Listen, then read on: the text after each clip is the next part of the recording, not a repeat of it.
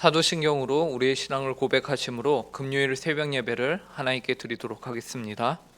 전능하사 천지를 만드신 하나님 아버지를 내가 믿사오며 그 외아들 우리 주 예수 그리스도를 믿사오니 이는 성령으로 잉태하사 동정녀 마리아에게 나시고 본디오 빌라도에게 고난을 받으사 십자가에 못 박혀 죽으시고 장사한 지 사흘 만에 죽은 자 가운데서 다시 살아나시며 하늘에 오르사 전능하신 하나님 우편에 앉아 계시다가 저리로서 산 자와 죽은 자를 심판하러 오시리라.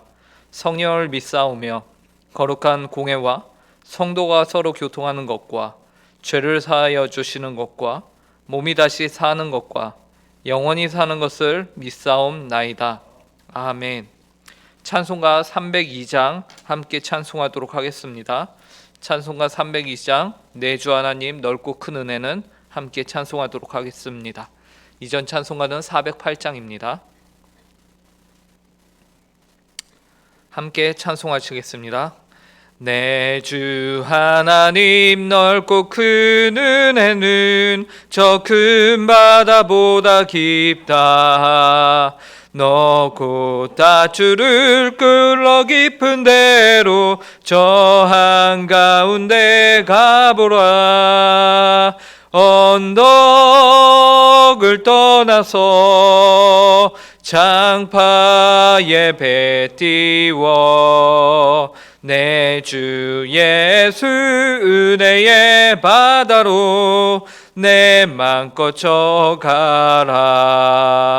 왜 너 인생은 언제나 거기서 저 큰 바다 물결 보고 금이 모르는 깊은 바다 속을 한번 헤아려 안 보나.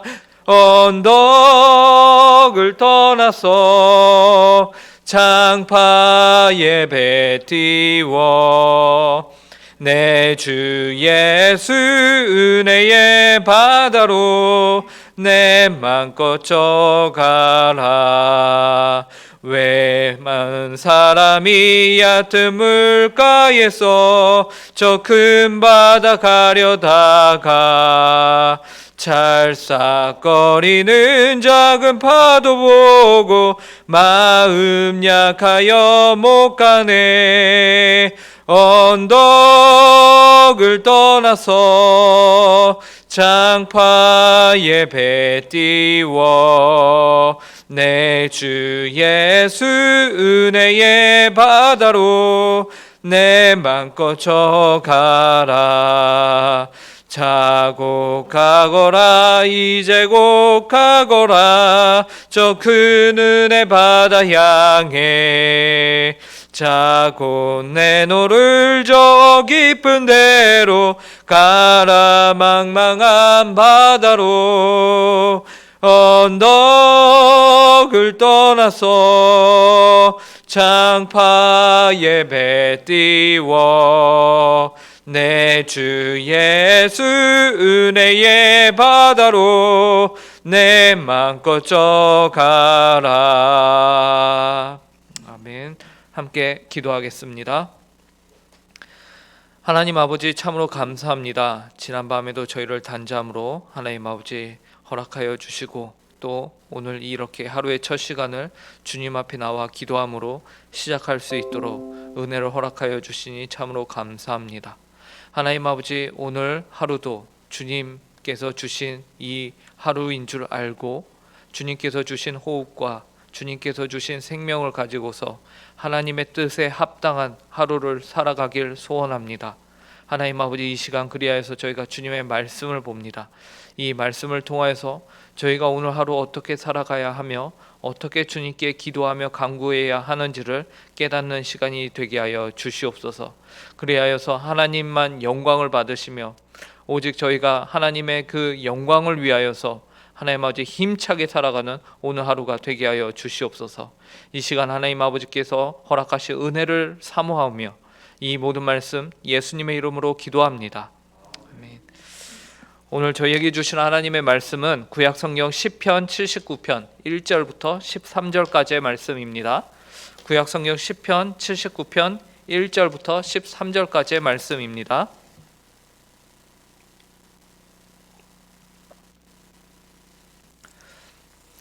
오늘 저희에게 주신 하나님의 말씀을 제가 봉독하도록 하겠습니다.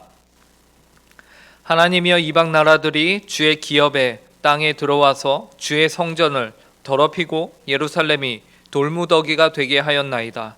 그들이 주의 종들의 시체를 공중의 새에게 밥으로, 주의 성도들의 육체를 땅의 짐승에게 주며 그들의 피를 예루살렘 사방에 물같이 흘렸으나 그들을 매장하는 자가 없었나이다.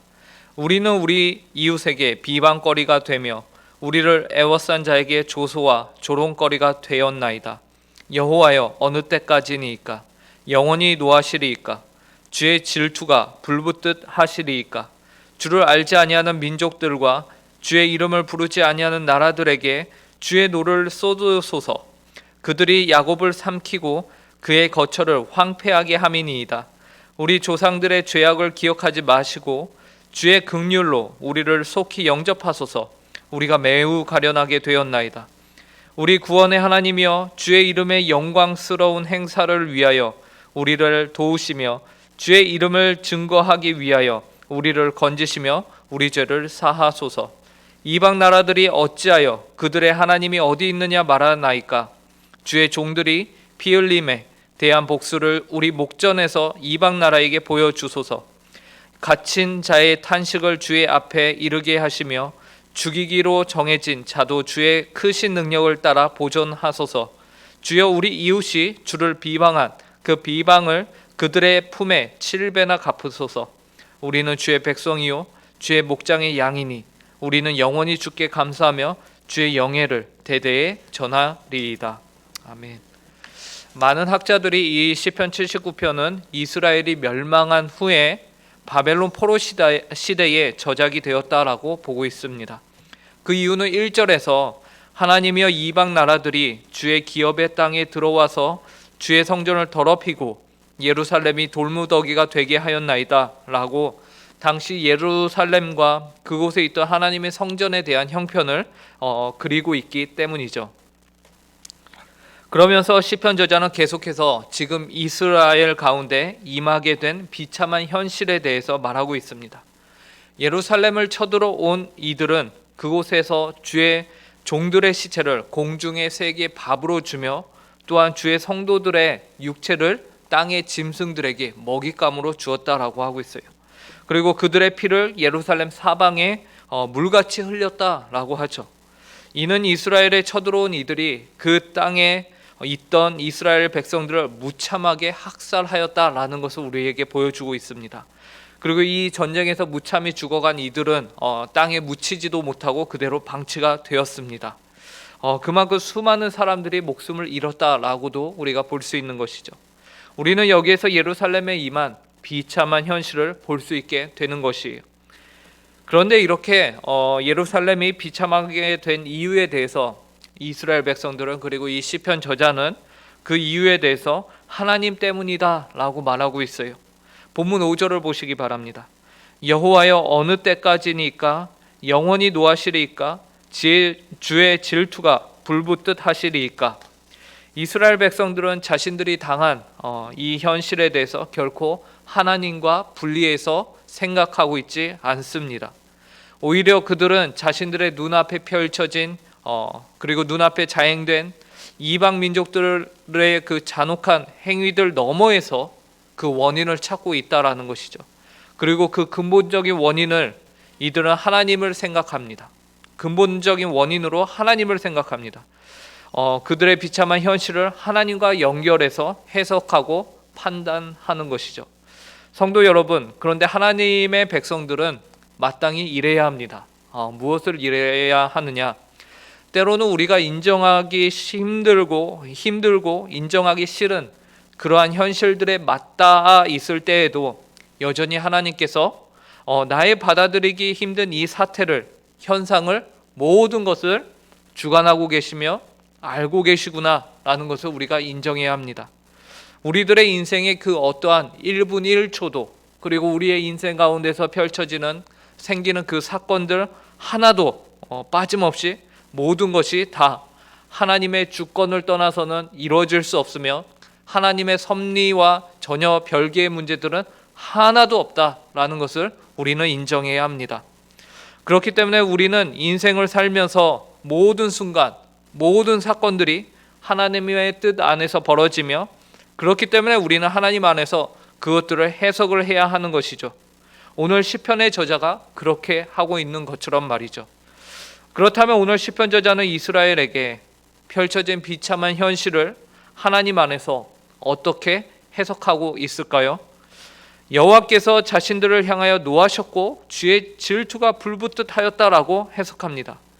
그리고 하나님께서 이처럼 노하시고 질투가 불붙듯 하신 이유는 바로 자신들이 하나님을 향해서 범죄하였고 하나님을 버리고 이방신을 섬겼으며 또한 자신들이 비록 하나님을 제사하고는 있지만 그 마음은 하나님으로부터 멀리 떨어져서 제사를 드렸다라는 인정으로부터 시작합니다. 우리는 이스라엘이 바벨론에 망하게 되고 포로로 잡혀가게 된 그 이유를 성경을 통해서 잘 알고 있습니다.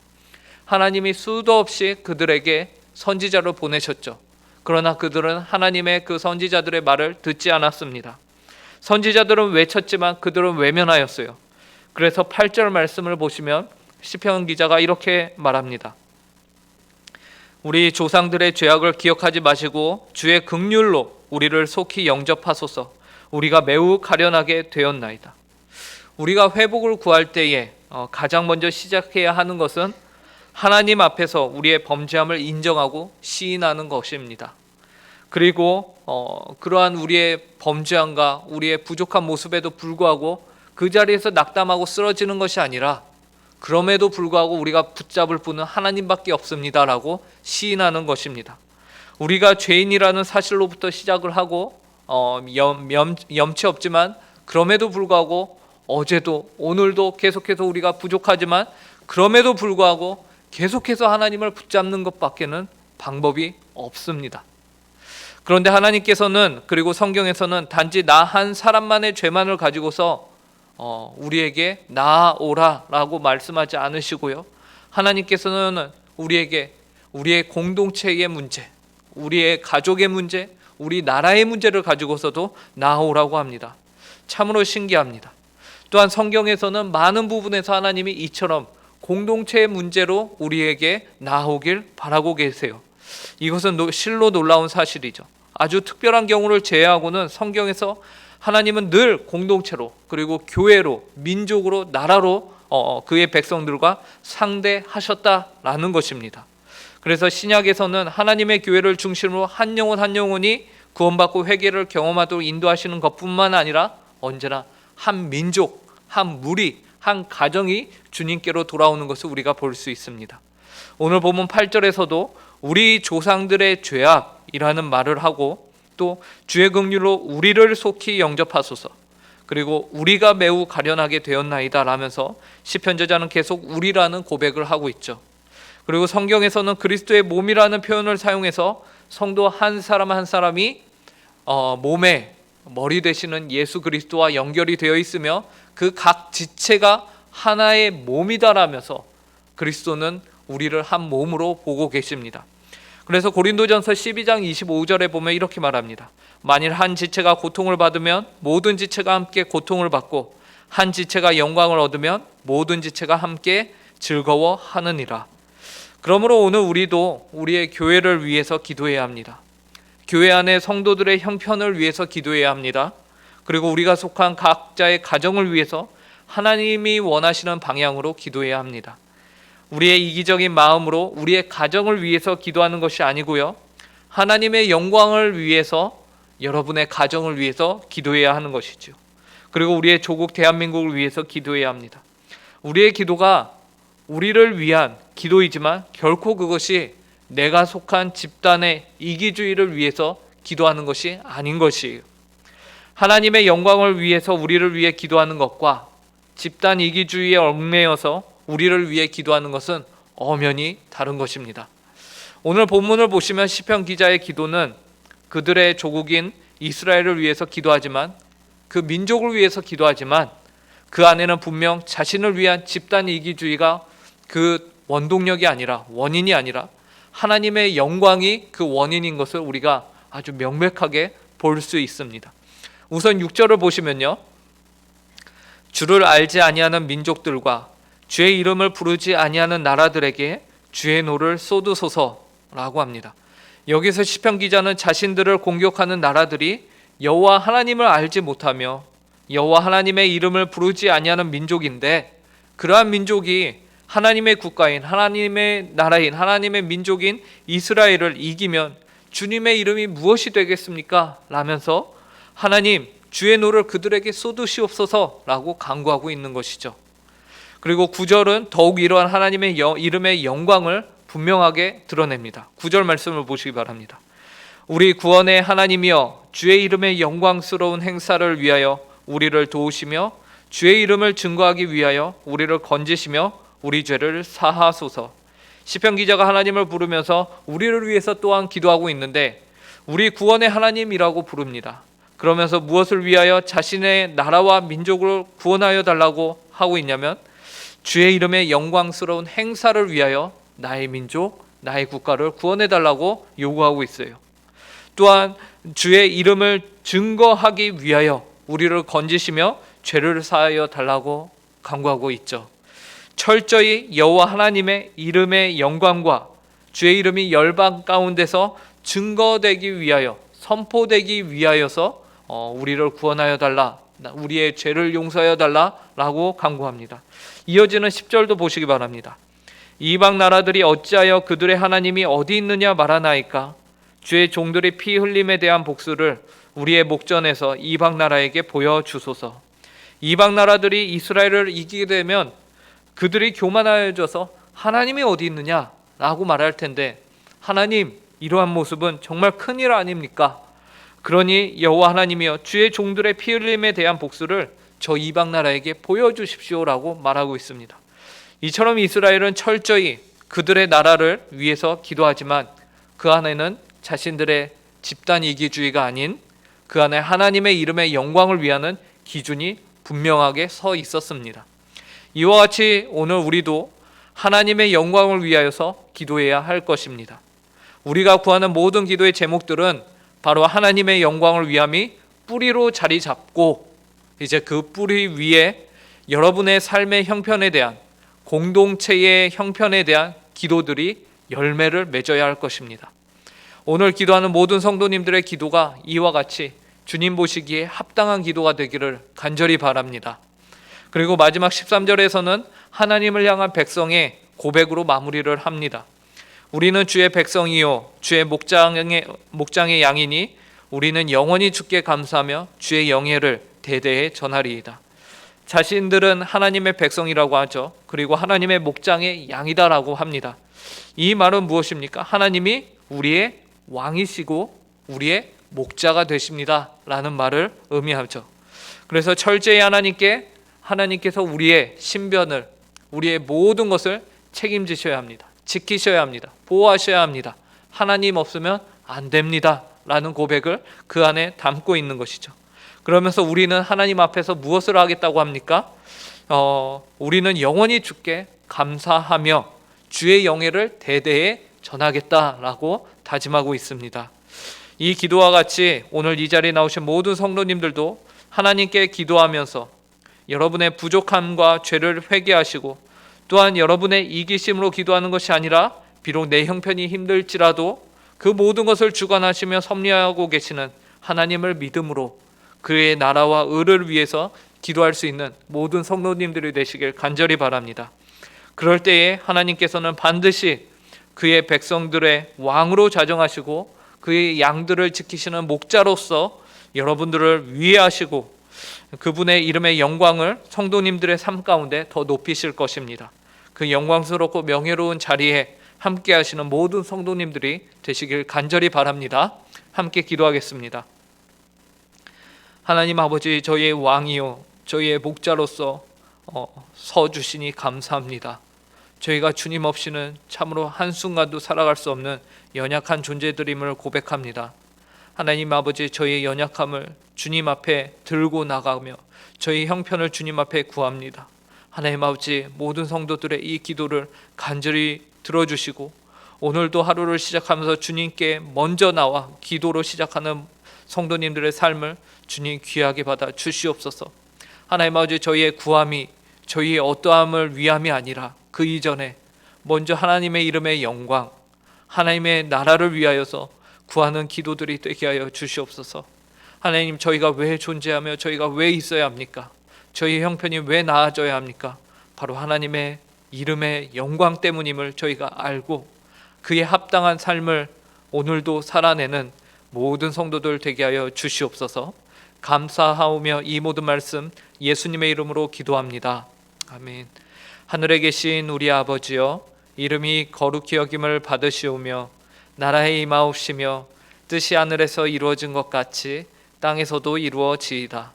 오늘날 우리에게 일용할 양식을 주옵시고 우리가 우리에게 죄 지은 자를 사하여 준 것 같이 우리 죄를 사하여 주옵시고 우리를 시험에 들게 하지 마옵시고 다만 악에서 구하옵소서.